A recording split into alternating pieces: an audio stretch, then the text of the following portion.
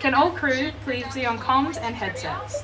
This is your half-hour call. You have 30 minutes until beginners. I think the main thing is the diversity of the course, and I guess like the main benefit is that coming through NIDA you learn all the skills of all the departments, so you know what everyone around you is trying to do and what they need. And you look at other courses, they're a lot more specialised and you become a lot more isolated in your field, but here you get to learn everything, which I think is a really massive boon.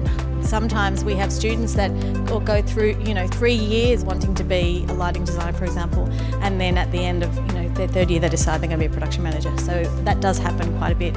And that's the idea with our course. We don't expect people to choose in their first year what it is they want to do. It's really about learning those basic skills across all of the different disciplines, and then it's when you leave that actually you start specialising. I work as a video designer, mostly in theatre and events. Recently I've been working with Legs on the Wall for an installation with Vivid called Endling. I guess notably I was part of the picture of Dorian Gray, which just won a bunch of Tonys, which is really cool, as the editor.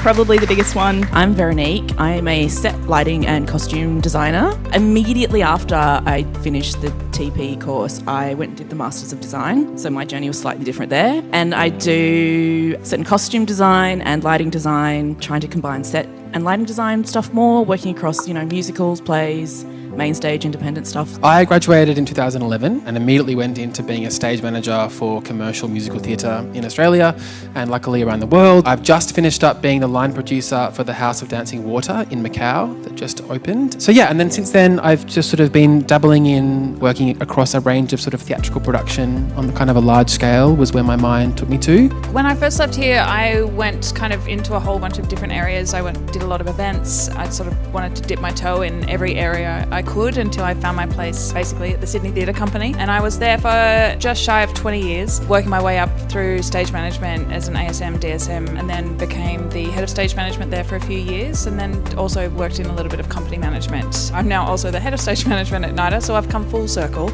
and back where I started.